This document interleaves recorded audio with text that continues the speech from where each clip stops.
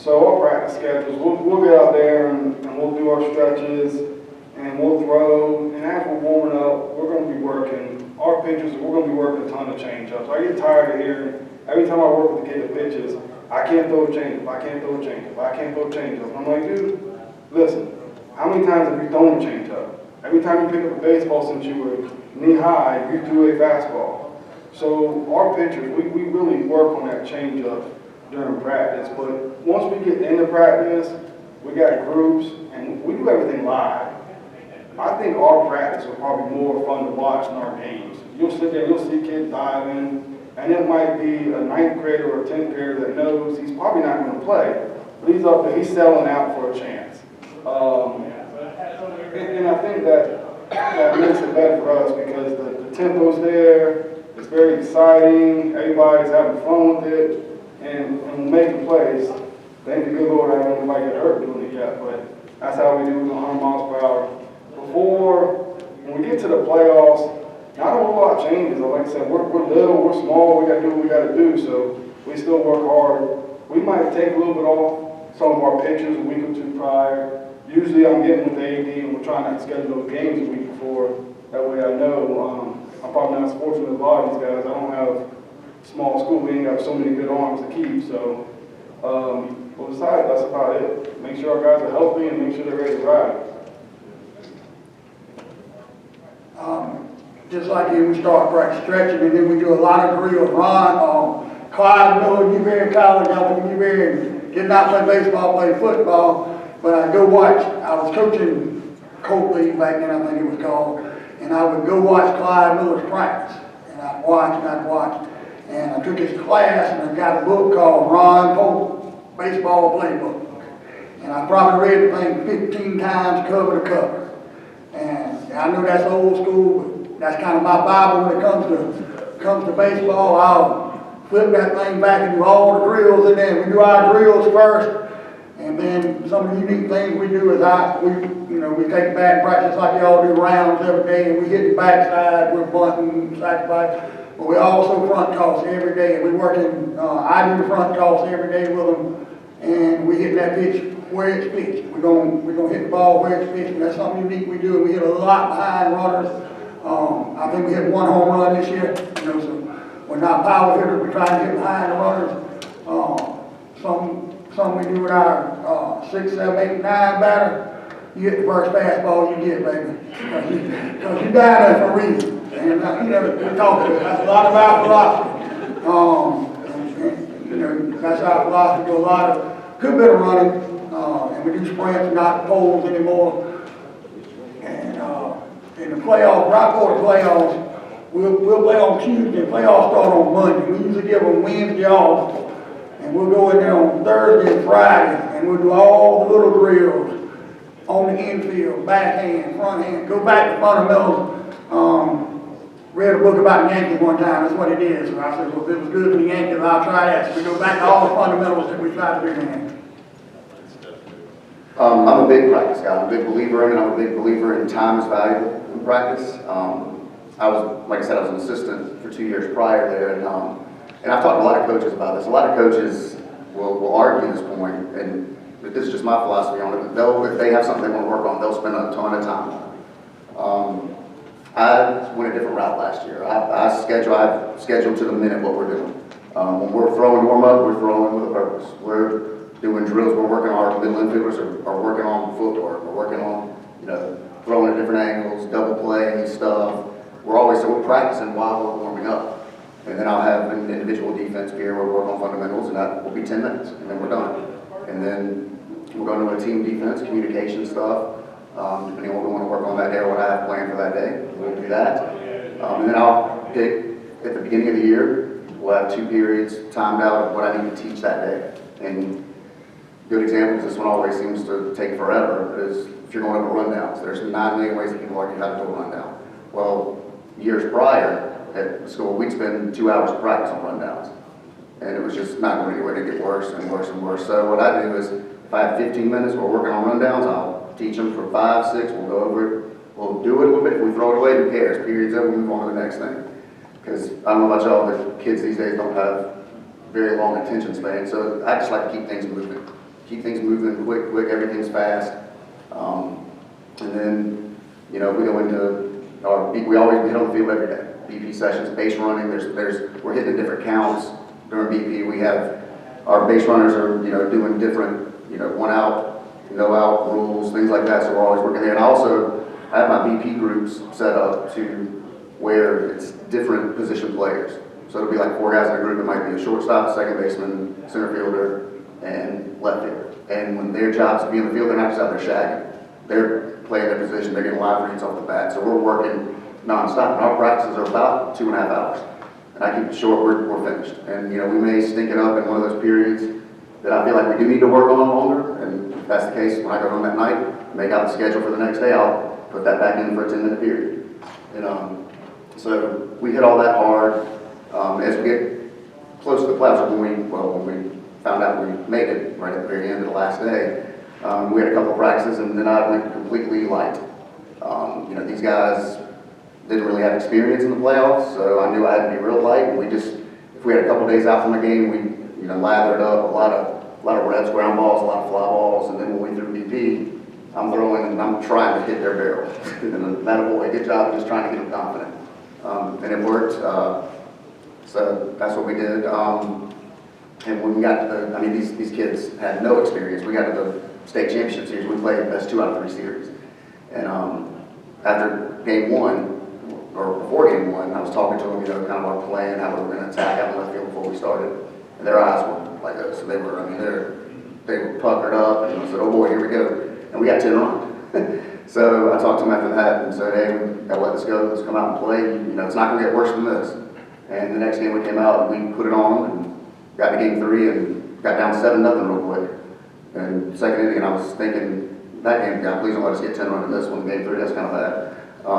We ended up getting chipping away, getting it back on extra innings and winning 9 innings. So, I mean, just when we get towards the playoffs, I like to lighten it up and just kind of build confidence. You know, because if you're trying to really, really teach at that moment, I think you've kind of missed the boat.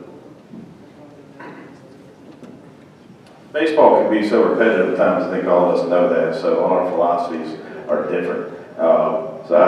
At McBee, we have 3 teams, middle school, JV, and varsity. We have one facility to practice at. We've been lucky enough to have a nice hit facility out there, so we kind of rotate a lot more. But during the season, I'm just going to keep it short and sweet my answer. My favorite drill to do in practice is Coach Monty Lee's dead live drill. My favorite drill in the world, because let's just face it, how are kids going to get better? Seeing live situations. And if you don't know that drill, it's a simple drill, but he introduced it 4 years ago when he took over at Clemson, and we live by it. We love to do it a couple times a week, but even at the middle school level, we just try to do it because it's all repetition. When we get to the playoffs, I actually increase the intensity of practices even more. I know people say you want to stay healthy. I'm totally with you, but let's face it, when you get to the playoffs, the intensity level picks up, and you've got to work on those small things even more, whether it be, you know, Coach Randall down here loves the bunny. He told us last year, how do you build, my favorite answer from last year, how do you build a championship team bunt because nobody knows how to defend it? Well, hey, honestly, most of the time he's right, because in pressure situations, I mean, you got to put those things down. So when we get to the playoffs, we work on every pressure thing that we can do and just put pressure on them at a fast pace. So it's been successful for us.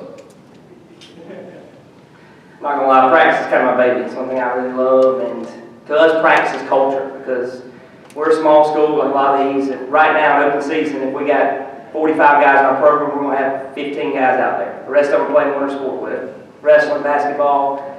So when they get out there, I mean, it's got middle of February, it's got to be ready to rock and roll, and we got to be precise in what we do. And it's kind of based off my experiences of the different places I've been. I was at Cal Hall by myself, being a bus driver. And then I was at Latta. We had a couple good helpers, and then now I'm lucky to have all these guys, and it makes things a big difference. But it teaches you how to be organized, and I'll break it down for you. Pretty much point by point is everything we do is based. We start with Google Drive. Every day I make a schedule. These guys' job on lunchtime is to input their stuff for their position, and we walk out to practice. And if you don't follow us on Twitter, it's not the right way, the wrong way. It's the Landrum way, but it's kind of chaotic. Our first 10 minutes.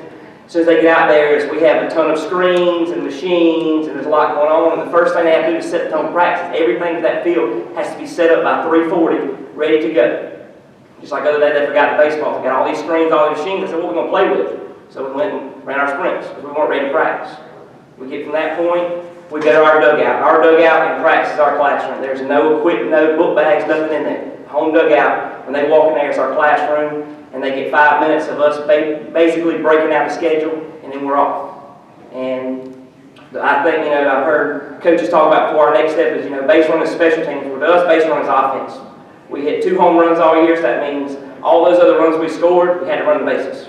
So to me, that's first thing we do is we got our lines painted at each base, where we want to get their leads, what drill we're working on, whether we start with verbals on, you tell them ground ball, fly ball, then we go to tennis ball, fungos, then we go to live balls, etc. And then they go with their position group and they throw. Pitchers with Coach Henson, catchers Coach Sierra, outfielders with Coach Hill, and they have their specific throwing program. Well, you're a 2A school, right? You're going to have guys do multiple things. Pitching gets priority. If you're a pitcher, you go with them. We'll pick you up infield and outfield later.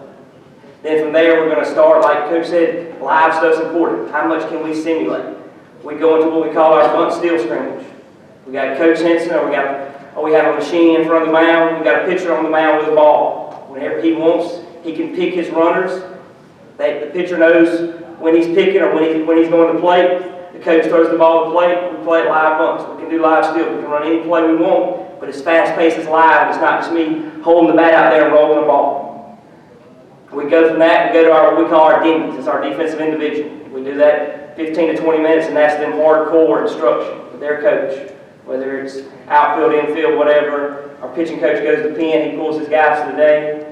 And then we'll do some kind of team activity, one a day, whether it's run downs, fly ball, communication, whatever it is. But the key is, do we have just one ball going at a time? We try to get 2 or 3 machines. If we're doing fly ball communication, we got a ball shot in the infield and we got a ball shot in the outfield. Something we're not standing around. Then after we do our one team segment, we do what we call our finisher. And every day it's something to finish strong offensively. It might be, to me, there's nothing worse than one person standing there hitting and everybody shacking. So we might have 2 or 3 guys hitting at a time. We got double BP, and then we've got a coach at the backstop with a hack attack shooting tennis balls back towards the plate, but a guy hitting the tennis balls back to the backstop. You got 3 guys hitting, then we got guys shooting machines to defense, and you got screens set up. You're welcome if you like seeing this. I got pictures of it all, but it's just being able to create reps as much as you can without standing around. And then an hour 55, coach, whoever's in charge of us today, calls time. We got 5 minutes to get it all put up and we're running and we break it down. And this is, I'm going to tell you, we're not going to get 40, 50 reps on the field. I tell them it's just like your girlfriend. You want to leave her want more. First day, you take her out for a steak dinner, you're not going to give her a shopping spree the first night. You know you're going to get 20 hacks on that field that day, you better make them count. The field is your competition time. Your cage time is your instruction where you're getting your reps. So we don't get a ton of, you're not going to get 100 ground balls. You might get 20, 30, 40, depends on the day, but you got to make those count. It's your individual time, your teaching time. When you're getting your reps during your finisher, that's your time where I got to be ready to go to work and compete like it's a game. If we do live scrimmages, everybody hates to have just one pitcher throwing to a hitter and everybody stand around. We're going to have our screens beside the mound and we're shooting balls to the outfield, infield. They're getting reps. That pitcher, catcher, and hitter are by themselves focusing, hitting. You got to have people watching. You got to have it organized. But you can get a lot of reps in a short amount of time doing that. Is it the right way? Is it the wrong way? But it's getting your kids to buy into what you do, and they bought into what we do so far. But it's because it's consistent and it's daily and it's what it's expected. Playoff-wise, I'm going to tell you we do cut back. There's 3 things we got to do. We got to base run. Every day we base run. Then they throw. We're going to shorten our DBs, but we're going to do some kind of defensive individual. And to be successful in playoffs, you got to hit velo and you got to hit good breakers. So we really focus on hammering the velo in there, velo machine, breaking ball machine, and making it tough on them. If you got guys, I know we don't have a lot of pitchers. If you got guys that you don't throw a whole lot, move your hitters up. Make it a closer distance. Do something to make them uncomfortable. You can use some other guys. That's what we do, and try to keep our guys fresh. We don't have covered cages or anything like that.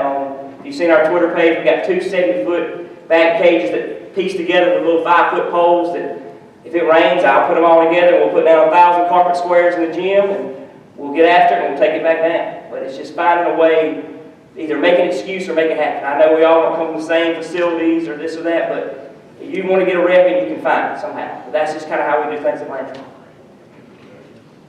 Our stuff's timed as well. A couple things that we do: 5 minutes of fly ball communication every single day, 10 minutes of defensive basics. I got a lot of OCDs and ADD and all that stuff, and so it's all on a progression. Some kind of inside game always, hitting always, because guys like to hit. We don't hit on the field that much anymore. We stopped doing it before games completely because all of you know, you guys all play summer, travel ball, this, that, and the other. They don't hit on fields. They hit in the cages. Our guys love hitting in the cages. So when we hit on the field, it's all working stuff. We bunt every single day. We do some working swings. They get 3 cuts of their own that they can let it eat, and that's it for us. Conditioning, weight room 3 days a week, and that's pretty consistent with us. My bad. Playoffs are the same.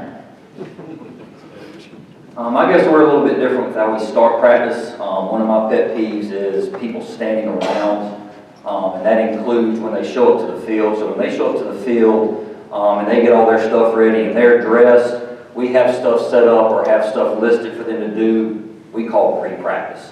One day it may be position specific, where there's a machine set up, go get your bunts in.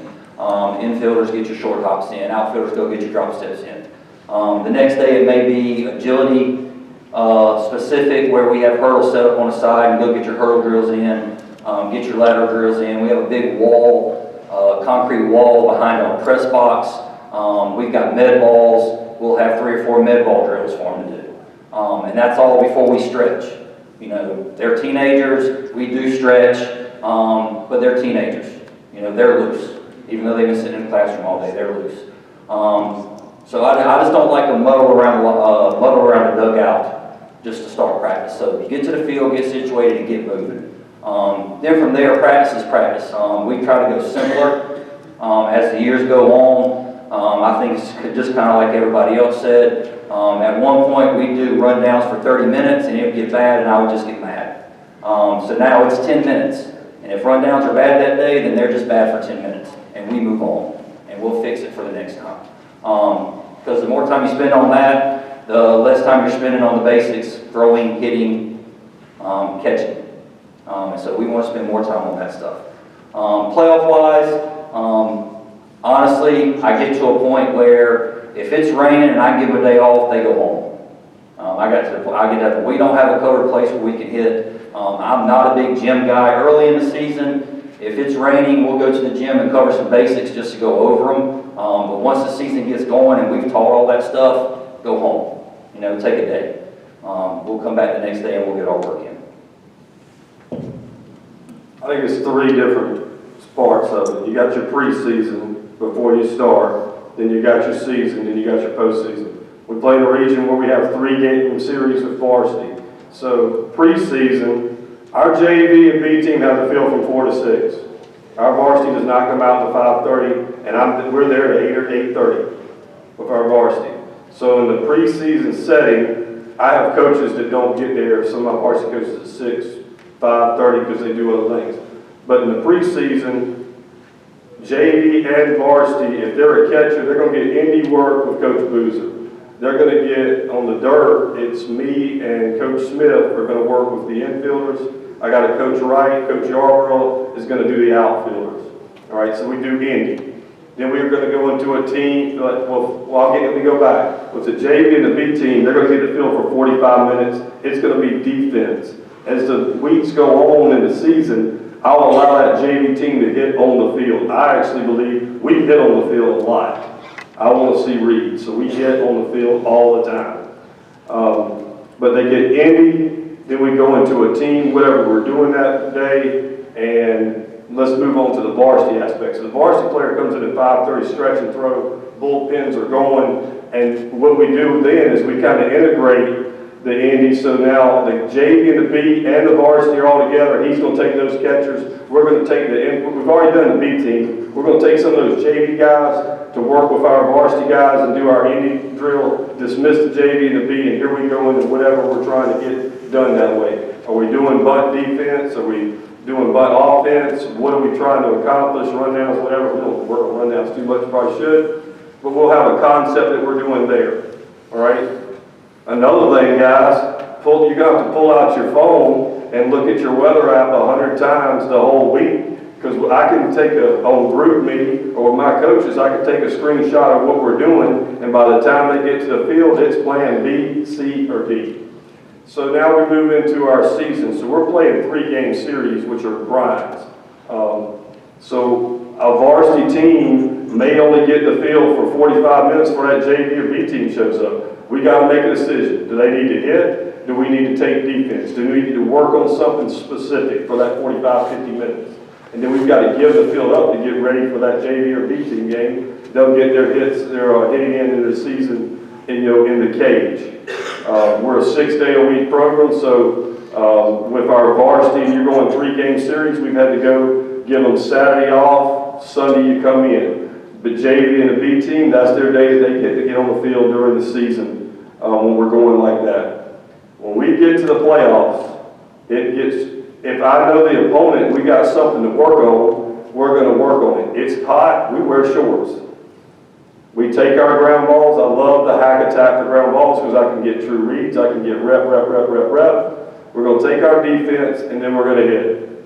And we're going to hit on that field. We might hit off a machine. We might hit off a hand. We might soft toss to the hand. We might soft toss to the machine. But we hit on varsity, an hour and 15 minutes a day on the field. That's just our feeling. I want to see them see where that ball goes. It's a great time for our outfielders to actually track baseballs. You would be disappointed if you came to our practice. Our infielders have already gotten their balls by that point. The field is chewed up. We've got runners working on their read and reacts. So now our infielders are not taking live balls when we're hitting BP. There is music blaring, and we're hitting, and the guys in the outfield are responsible to get their things done. As far as days off, after we won against River Bluff the next day, Coach Booth said, you can have the day off. We went to Pelicans. We went to Pelicans, and then we came in the next day on a Friday and took our ground balls and prepared for the team we were going to play and swung the bat and go home. So we do back it off once we get towards the end. Obviously, if something came up in a game that we need to address, we're going to address it during the playoffs.